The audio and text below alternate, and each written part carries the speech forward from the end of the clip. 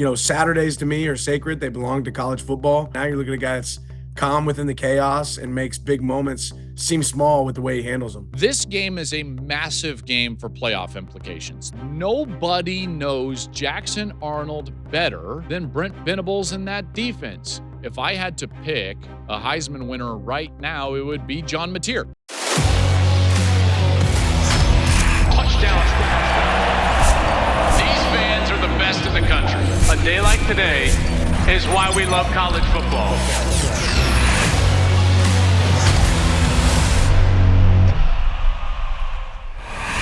Hey, welcome into the program, everybody. This is the Joel Klatt Show. I'm Joel Klatt. This show is brought to you by Graduate by Hilton, and we thank them for their support. As always, hey, if you haven't subscribed to the show, please go do that over on YouTube. Drop down into those comments. I'll try to get there as often as I possibly can.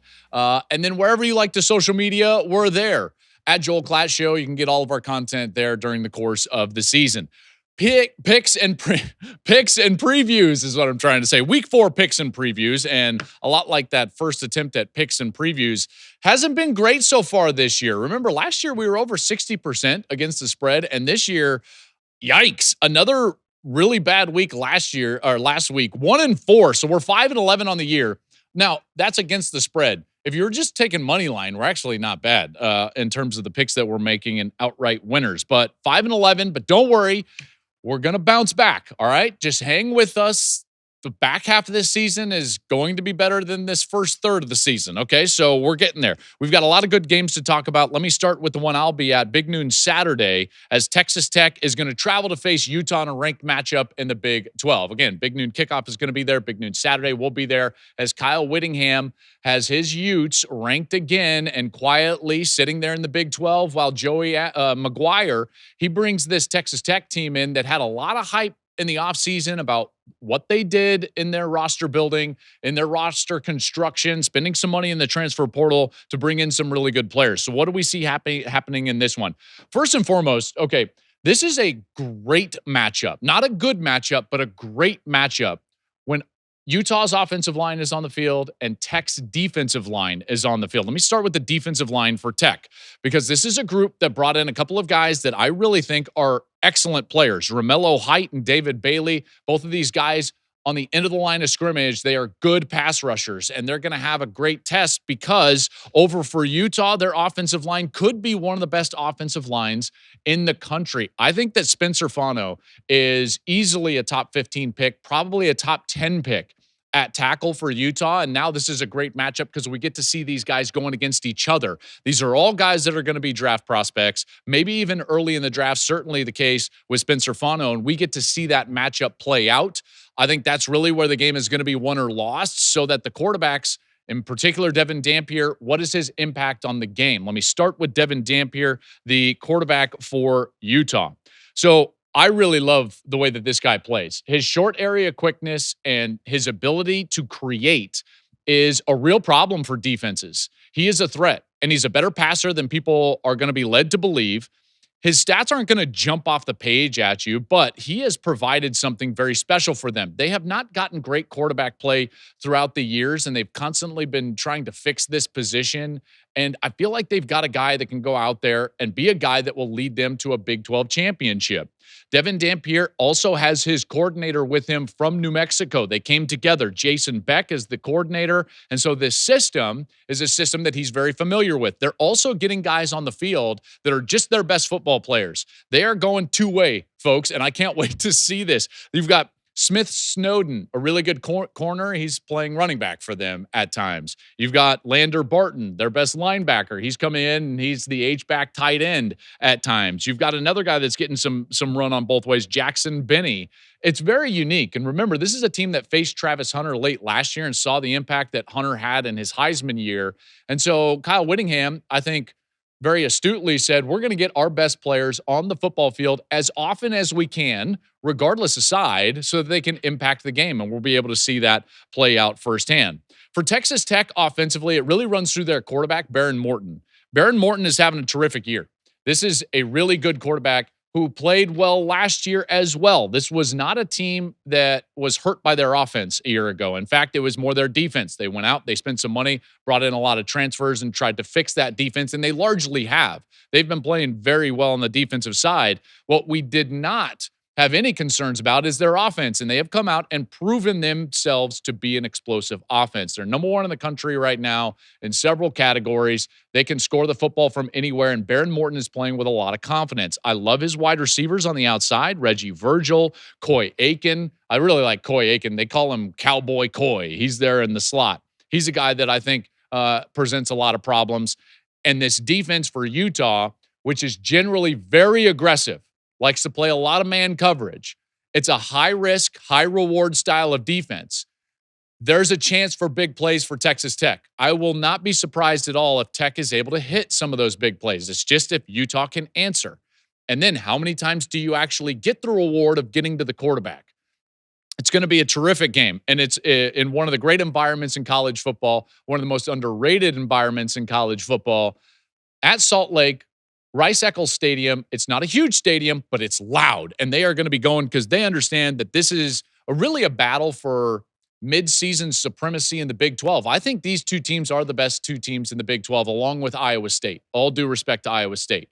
And so when you see a matchup like this is going to set up the winner of this team for a position to not only be in the Big 12 championship game, but have the confidence in that game to go off and win it, and potentially get themselves, like I said, in the playoff, in particular through that automatic bid as the conference champ. So that's Texas Tech at Utah. Again, that one's going to be big noon Saturday, big noon kickoff live from Salt Lake as well. All right, we move on.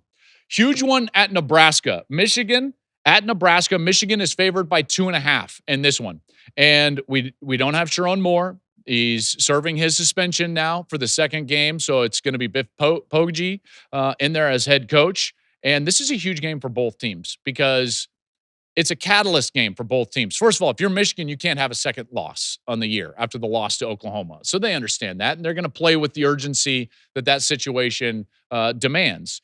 For Nebraska, this would be an insanely huge win because we have not seen many of these in the last 9 years from Nebraska. Did you know that they're 0-27 in their last 27 games against ranked opponents? So something like this would be a massive springboard game for Matt Rule and this program. Matt Rule last year and this Nebraska defense was really salty, and in particular against the run. They were a top 10 run defense last year. The hard part is they lost those defensive tackles, and so they are not as stingy against the run this year, and that is a problem when you're welcoming in Michigan, who you know is going to try to assert themselves physically in the run game.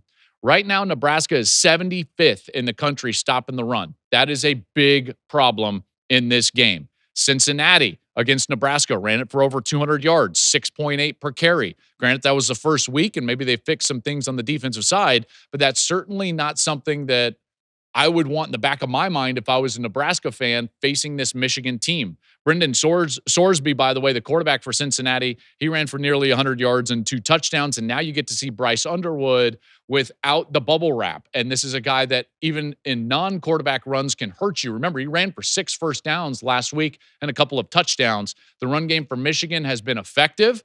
I think it will begin to be more effective if they can get the health on their offensive line. Justice Haynes, 3 straight 100-yard games to start the season. Michigan, like I said, a little banged up on the offensive line, something to pay attention to.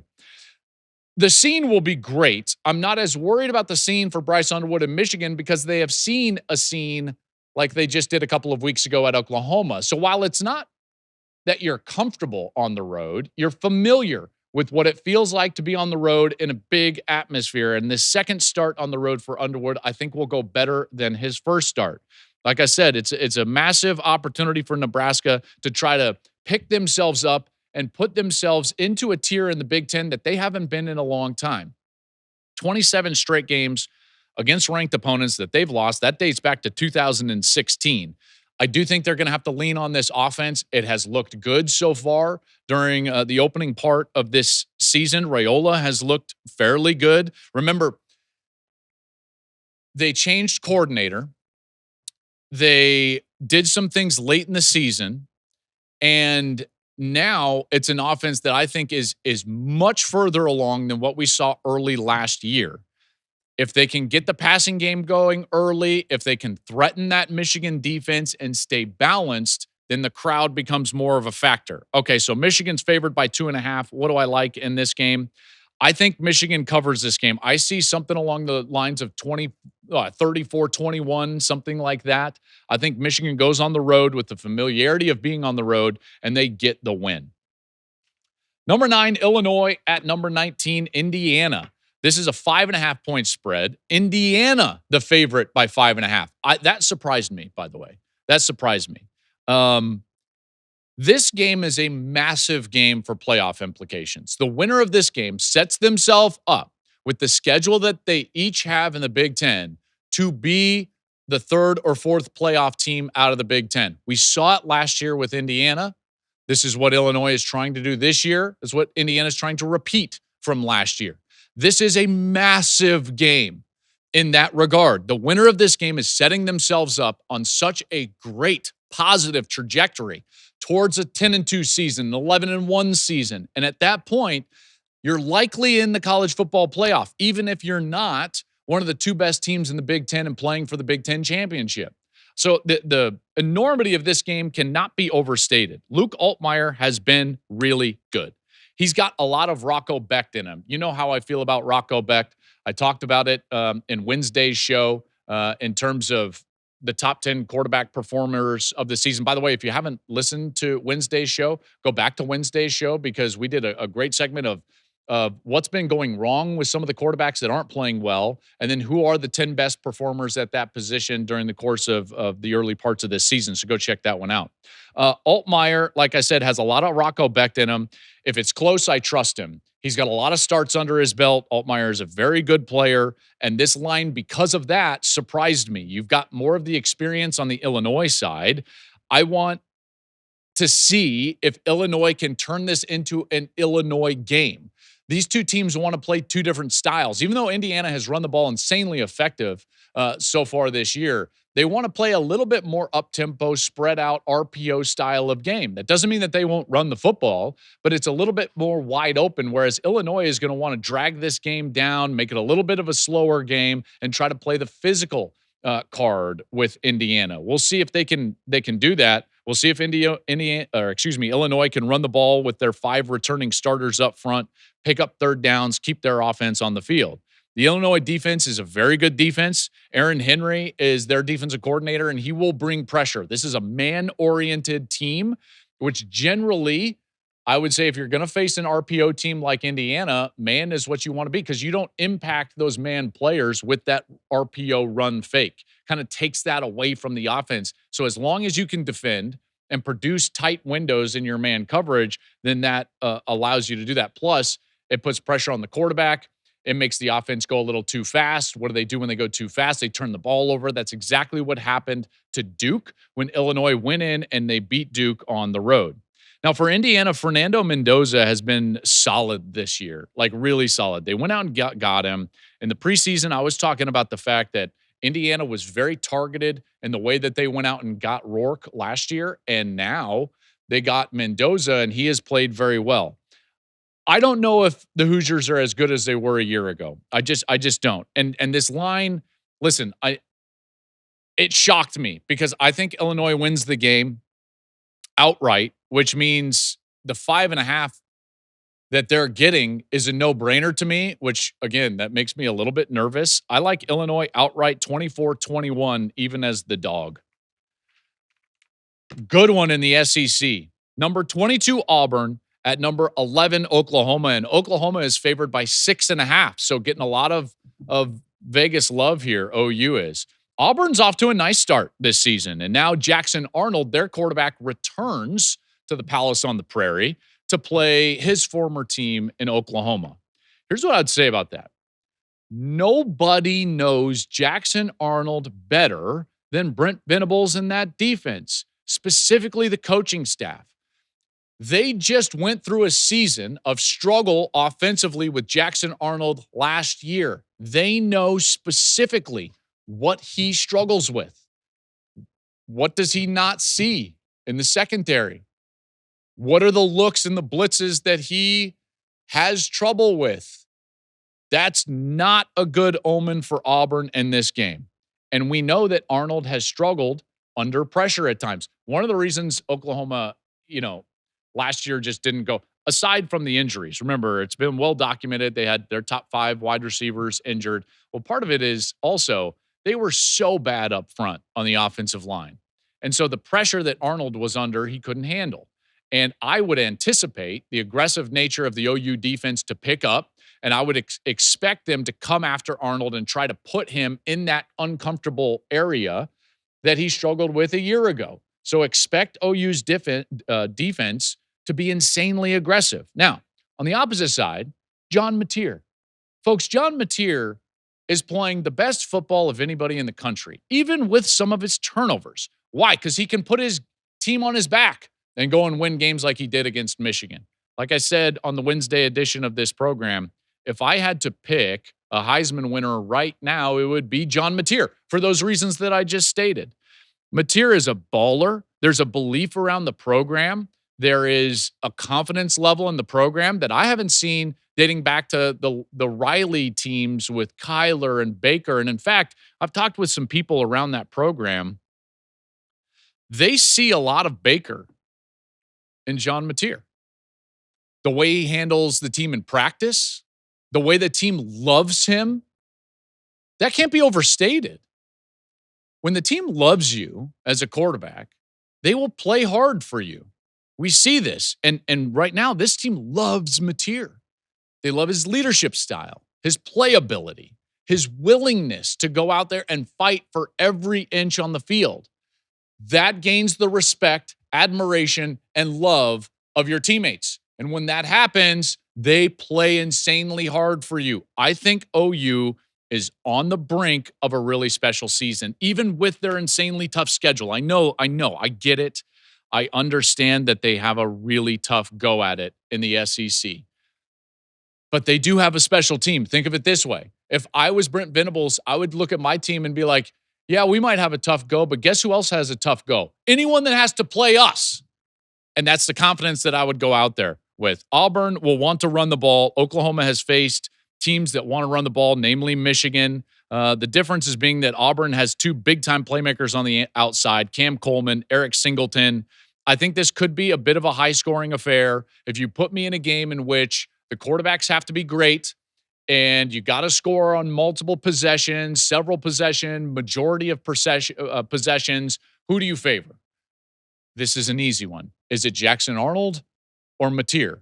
It's Mateer. That's an easy one. So even at the 6.5, I'm going Oklahoma. I like their defense. I think that they'll win the game. I think Oklahoma covers the 6.5. I could see a 34-27 game. I'll go around there. So Sooners, brink of a special season. This could catapult them into the difficult part of their schedule. Texas better watch out because of the 2 teams in Red River here in a couple of weeks, Oklahoma has been the better team so far than Texas. As Texas struggles along, OU is just sitting here and they could get another massive win and build more confidence. So I like them in the win there. Another really good one, Florida at Miami in the non-conference. Miami is favored by 7.5. Florida unranked now. Miami up to number 4 in the country, and rightly so. Mario Cristobal has got something going down there. Carson Beck is really good. And what we saw a year ago was an offense that was ready to be elite, ready to play at the top end of college football. And what we did not see was a defense that would follow that. Now we've got a defense at Miami that is really good, physical, fast, can put pressure on the quarterback. Florida's coming off 2 straight losses. They head to Miami to face a Hurricane team that's playing really well. Miami has been so impressive at the line of scrimmage all year long. And that's something that Mario Cristobal, you would expect from his teams with his background, is being good at the line of scrimmage, and they certainly are. It's a rivalry game, but I got to tell you, the confidence level for Florida has got to be at an all-time low.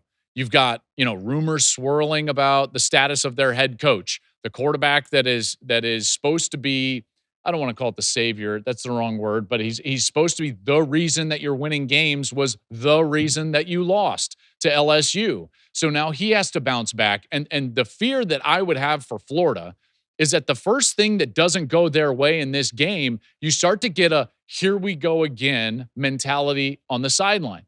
Well, when you don't have confidence or momentum as a team and things start to go wrong, which they will in this matchup, you're on the road against the number 4 team in the country.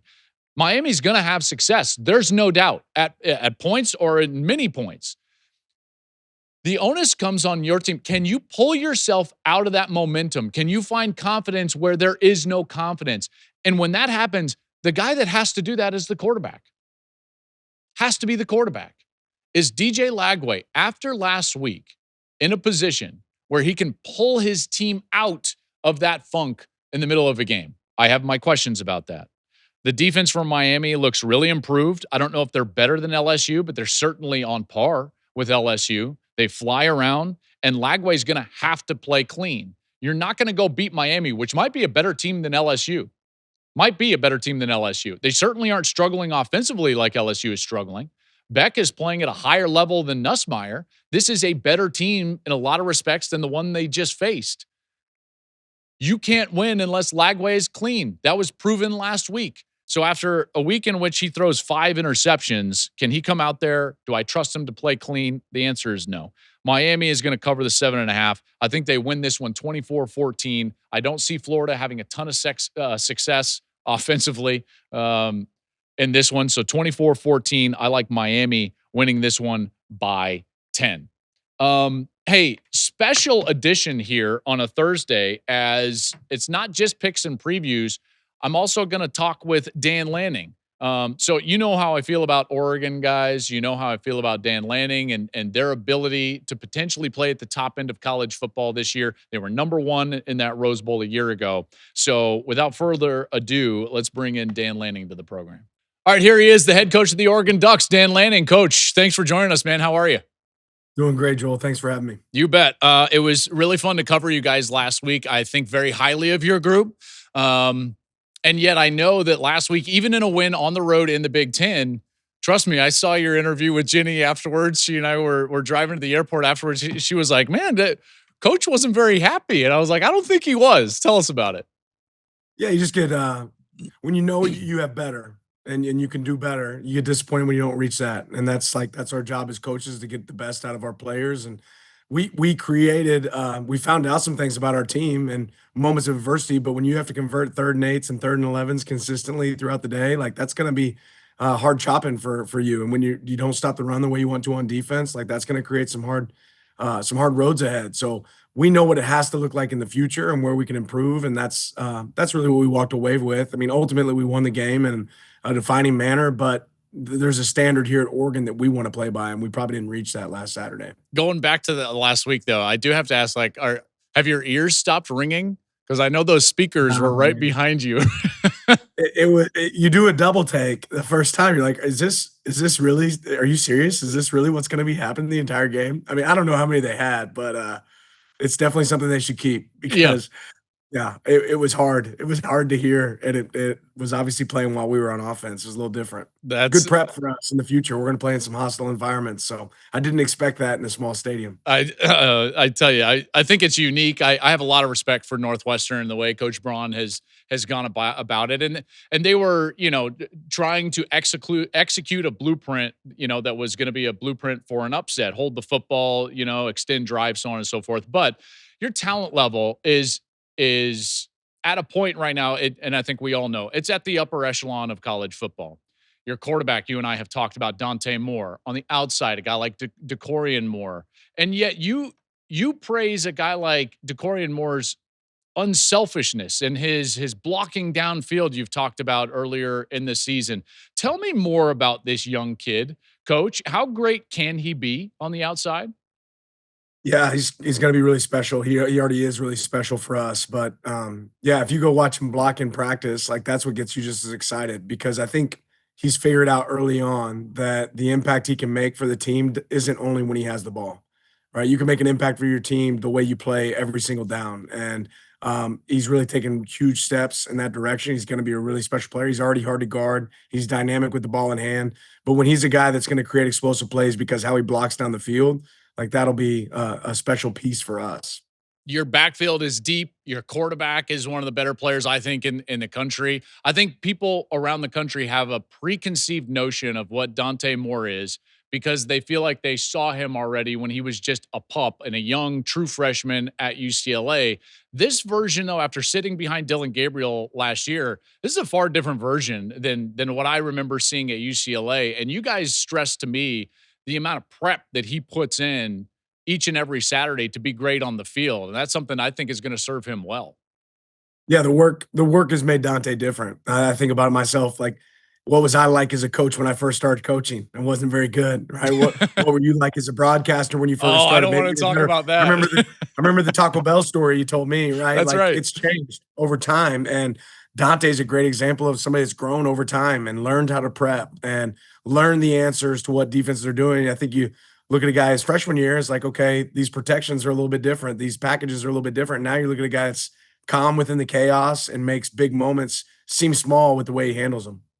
Well, I certainly appreciate watching him play. There's no doubt. You guys have Oregon State this week. That's an in-state rival. Take me into your level of prep and what you do, and is it any different whatsoever when you get a team that's that close in proximity to you guys?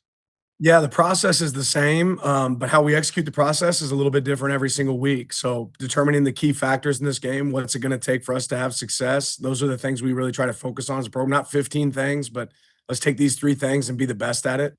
Our players have attacked it really well. I thought we had an average day on Tuesday for practice, but Wednesday the guys really attacked it, and a really good Monday. So, it should be a fun game for us this Saturday when we go attack. Coach, you have done from afar, and I actually haven't discussed this with you personally, but you do an incredible job of grabbing something. It can be a narrative, it can be a comment, it can be anything, and using it as fuel and as fire to not only motivate but push your team forward.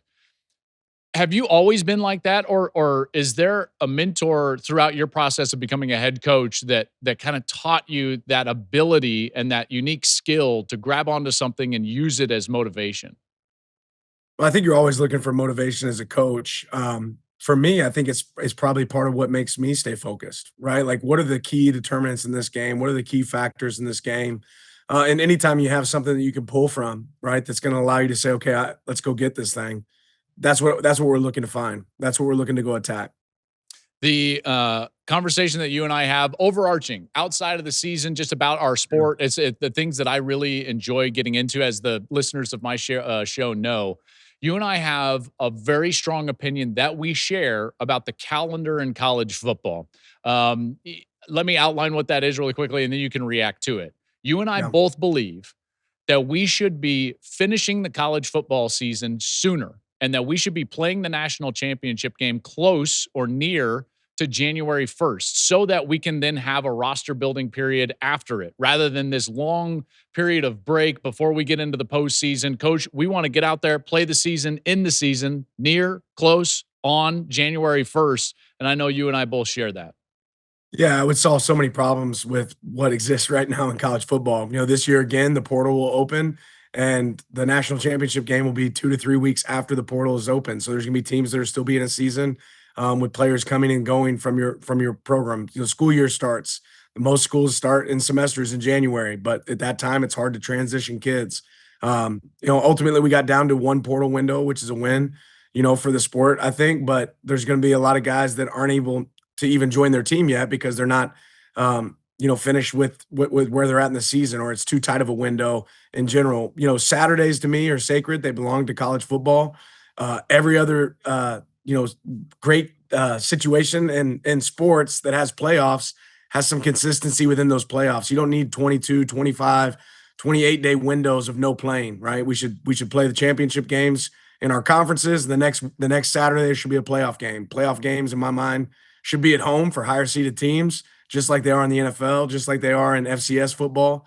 And then they should be played every weekend until the season is done, without these long extended periods of time in between where we're trying to kind of satisfy bowl games and satisfy a playoff. There's two worlds that can't really exist in the same place in my mind. Yeah, it's like serving two masters. You can't retain the bowl system and execute a quality playoff in the right timing.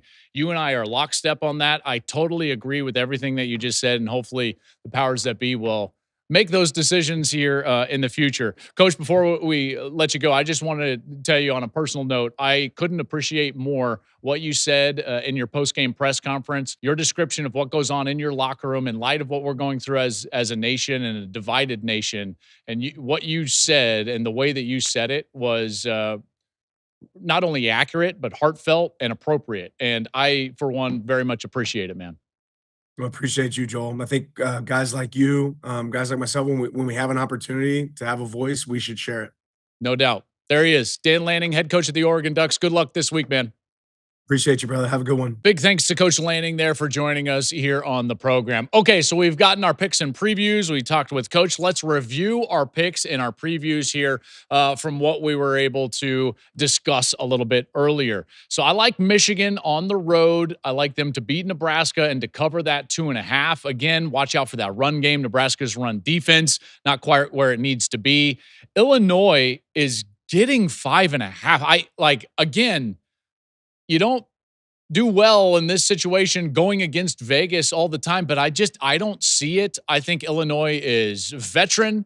Their quarterback is playing really well. Their defense is solid. I'm going to take the 5.5 and an outright win for Illinois.